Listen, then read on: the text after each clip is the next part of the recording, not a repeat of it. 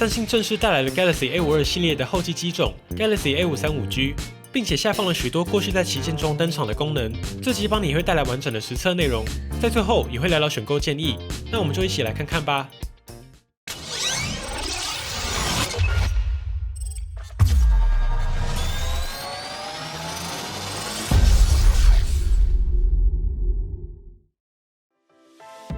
我们一样从外观设计看起，三星这一次一共带来 A535G 以及 A335G 两款机型。在外观上，整体就是继承 A52 开始的家族式设计 ID。重点是 A535G 以及 A335G 两款都支援 IP67 防水防尘，可以看到防水也成为这几代三星 A 系列继承下来的功能之一，并且再次往下放到 A335G。而在选色上，这两款机型提供了同样的4种配色，分别是黑、白、蓝以及蛮特别的蜜桃粉。在一般的情况下，整体会是稍微偏金的粉色。不过若是在光线下 ，A535G 的背盖却会在原本雾面的基础上呈现出珠光的光泽感。同时，雾面的设计也相对不容易沾上指纹。值得一提的是 ，A535G 白色款的镜头边框也变成黑色了，相较起 A52S 的银黑跳色设计 ，A535G 的一体性会来得更好。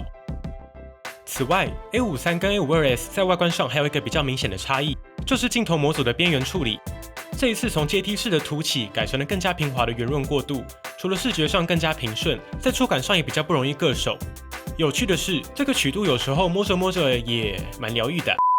而 A335G 整体的设计基本上跟 A535G 是相近的，主要的差异是侧边从 A535G 的亮面变成了雾面侧框，不过两者都是塑胶材质，并且都支援 IP67 防尘防水。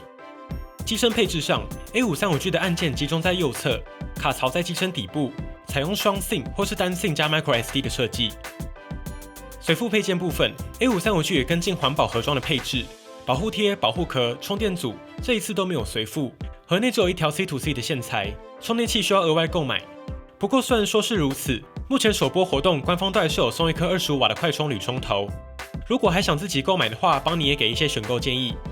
以官方的充电器来说，帮你推荐至少入手大家熟悉的这一颗25瓦充电器，要另外买就不建议再入手15瓦的了。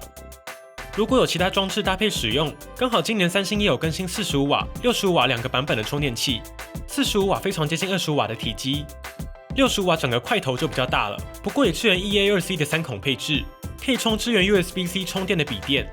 大家可以依照需求入手，出门就不要带一堆充电头了。另外，三星在这一代 A 系列上也取消了 3.5mm 的接孔，在意的朋友需要注意一下。接着我们看到影音娱乐 ，Galaxy A535G 搭载的是6.5寸 Full HD Plus Super AMOLED 欧极限全萤幕，采用的是至中挖孔设计，支援最高120Hz 的萤幕更新率。不过既然是中阶定位，就不支援 LTPO。在亮度表现上，帮你实测 A535G 在强化白光画面下的亮度可以达到725尼特。略好于 A52S 5G 的710尼特，以中阶来说都是不错的表现了，并且三星也在 A535G 上加入了高萤幕亮度下的萤幕调整演算法，类似S22系列的 Vision Booster 的技术。120Hz 在 One UI 4.1上的表现也还是不错的，与60Hz 相比，在所有动画上的表现也都来得更好。邦尼也说过很多次，在中阶上最大的差异就是在滑网页、滑 Facebook 的时候，整体会更加滑顺流畅，并且在滑动阻力上会更小。整体的体验相较起60Hz 还是明显可见的。不过在系统体验上，邦尼认为 A535G 的动画还有最佳化空间，在一些连续缩放 App Icon 的场景中，偶尔还是会有掉帧的问题，期待官方后续更新。系统上 ，A535G 同样支援深色模式，以及 Always On Display 永远显示，指纹辨识区域也同样可以永远显示。音效上同样采用双喇叭的设计，并且支援 Dolby Atmos 杜比全景声。接着来看相机 ，A535G 同样搭载4镜头，分别是 f2.2 1200万画素的超广角镜头 ，f1.8 6400万画素的主镜头，同样支援 OIS 光学防手震。简单来说 ，OIS 光学防手震能够根据手部晃动的反方向进行修正，更好的减缓手抖的状况，以及减少夜拍时模糊的可能。在夜拍及录影这种场景 ，OIS 在稳定上的差异还是比较明显的，算是蛮重要的硬体。但是过了1年，中阶搭载 OIS 还是蛮稀有的配置。期待各家都可以下放 OIS 到中阶啦。另外2颗镜头配置就同样是战略性镜头，分别是 f2.4 500万画素的景深镜头，以及 f2.4 500万画素的微距镜头。而在功能上 ，A535G 同样支援一键拍录。最长10秒钟的专业模式，以及拥有类似峰值对焦功能的专业影片模式。比较特别的是 ，A535G 也有跟 Snapchat 合作推出的趣味摄影模式。接着，我们就先带大家来看日拍样张吧。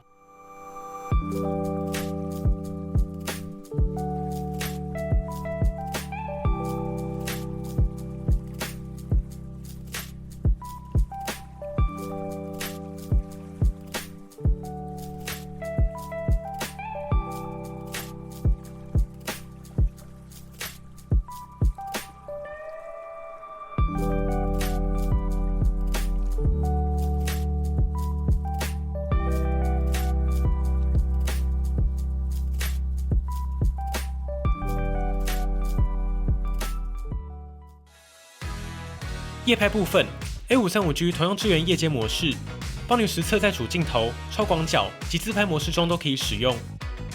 此外，这一代的 A535G 也进一步强化了夜间模式的算法。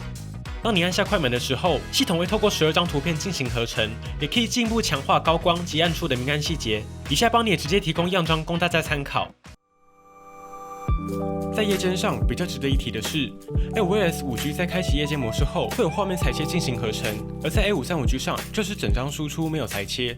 我们继续来看样张。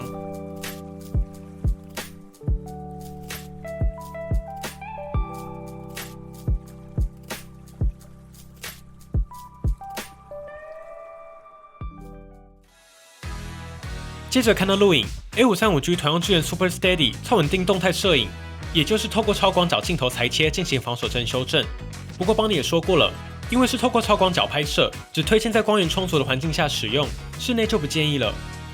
比较特别的是，这一次 A535G 三星也下放了几个过往在旗舰才会出现的功能，也算是这一次的升级。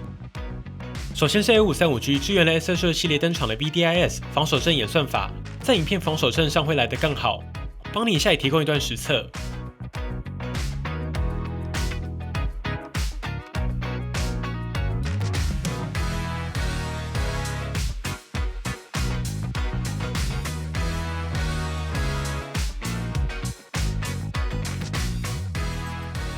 除了防守阵，这次三星也下放了自动 FPS 的功能，也就是在低光源的环境下录影时，系统会自动降低影片的 FPS， 并且进行多张合成，让画面更加明亮。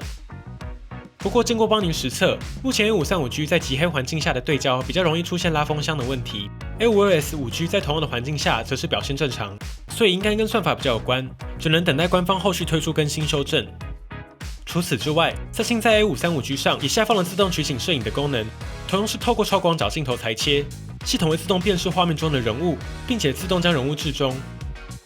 当有另外一个人进来的时候，系统也会重新调整画面，一次让2个人入镜，就像是有一个智慧助理在帮你运镜的感觉。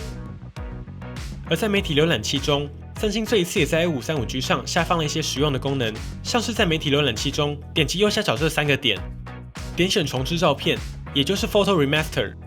这个功能可以帮助你将一些没拍的那么好的相片进行修正，像是大家可以从画面上看到，在开启之后，系统会抹去一些暗处的噪点，并且修正白平衡，在低光源下的照片也会变得更加纯净。不过邦尼也说过很多次了，这类功能基本上还是要在天时地利人和的情况下才能达到最好的效果，所以如果结果变好的话，就可以选择储存。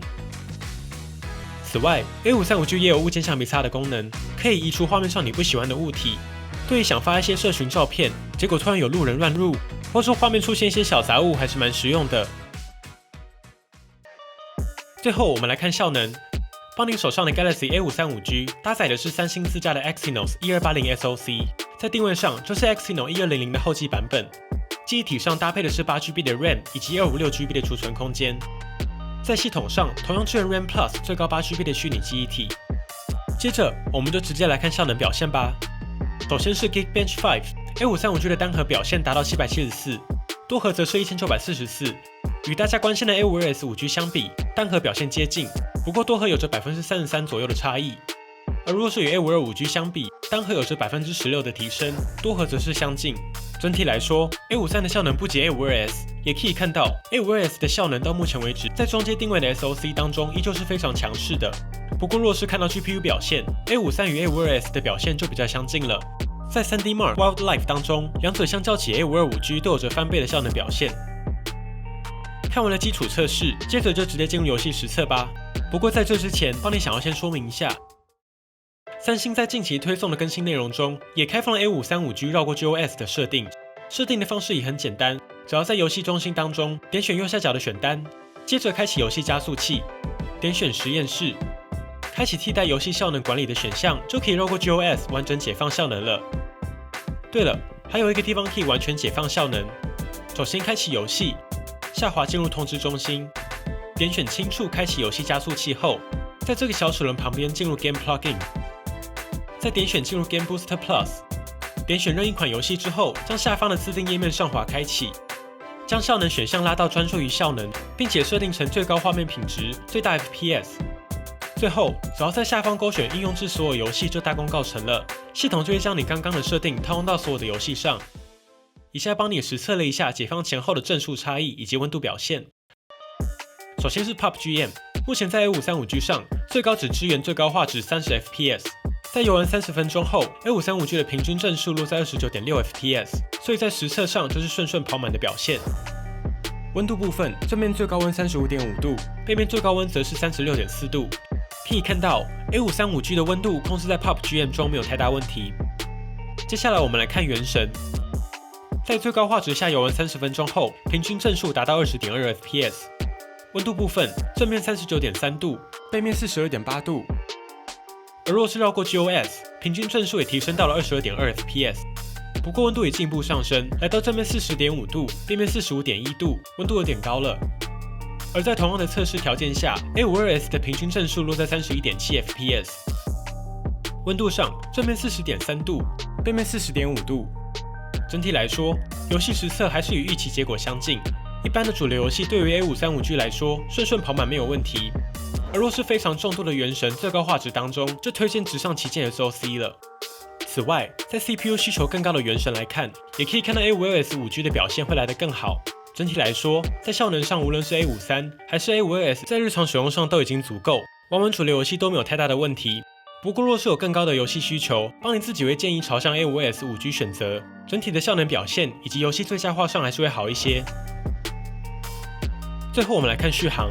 A535G 这一次的电池更大，搭载的是5000毫安时的大电池。在邦尼的续航测试中，60Hz 拿下12小时41分，120Hz 则是拿下9小时57分。上一代拥有4500毫安时电池的 A52S5G， 在同样的测试条件下，则是达到8小时53分。整体来说 ，A535G 的续航受益于更大的电池，在电力上算是比较不需要担心的一块。邦尼推荐全程开启120Hz 使用即可，日常使用下可以达到1天1充。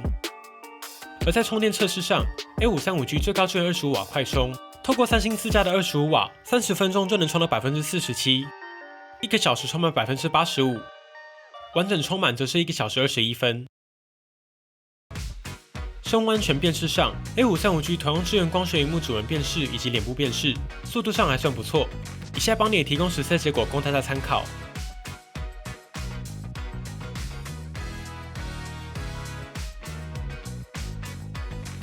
系统上 ，A535G 终于迎来了回归的三星配悠游卡。A535G 也支援了各种三星生态系的功能，透过连接至 Windows， 你可以在 Windows 电脑上直接接听电话、查看简讯、接收手机的通知、看手机里的相片，甚至可以直接在电脑上打开手机的 App。搭配上三星平板、三星手表，则是可以开启自家的跨装式接续通话。简单来说，当你的手机收到来电时，你可以直接透过三星手表、三星平板进行通话。而且只要装置都有连上网路，无论距离有多远都可以使用。在媒体浏览器中则是可以开启同步，让所有的照片可以直接在所有的三星手机、三星平板中同步看到。搭配上自家的 Galaxy Buds 耳机，则是可以达成流畅耳机连线，快速的在手机和平板上切换。在平板上看影片，声音就在平板上；在手机上看影片，不需要手动切换，耳机就会自动切换成连接手机了。因为时间有限，如果想要了解更多 One UI 使用教学，大家可以参考邦尼不久前推出的 One UI 10个超好用功能使用攻略。整体来说 ，A535G 这一次的主要升级重点都落在了相机，带来了更好的日夜拍演算法，加入了自动取景摄影、自动 FPS、VDIS 防守阵演算法等等旗舰上登场的功能。更重要的是，三星配悠游卡因为硬体支援，所以也正式回归了。与 A52S5G 的选购建议吗？整体而言两只手机对于日常来说都足够使用。如果新增了各种相机新功能，以及最重要的，如果需要森松配又有卡，那 A53相较起先前的 A52s 会是更好的选择。而若是更在乎游戏效能，又有卡，拍照新功能不是主要影响项的话，那邦尼会更推荐 A52s 5G。不过在这个当下，晶片的供货状况也是比较不确定的。如果是日常使用的朋友，就看当下有什么选择也没问题。对于未来的期望嘛，从 A52 5G 开启了 A 系列的纯一之作，邦尼期待下一代或许可以带来更高的萤幕占比，加入望远，换上更好的处理器。没错，其实就是在不错的基础上进行升级，只要方向没错，就会是纯一之作啦。好啦，本期节目先到这里。如果还有任何问题，或是邦尼没说到的，欢迎底下留言一起讨论了。如果喜欢本期节目，不要忘记订阅邦尼，并且打开小铃铛，及时收到最新的评测通知。当然，你也可以在 Facebook、Instagram 找到我们。如果还有其他问题，别忘了底下留言。那我们就下期影片再见喽。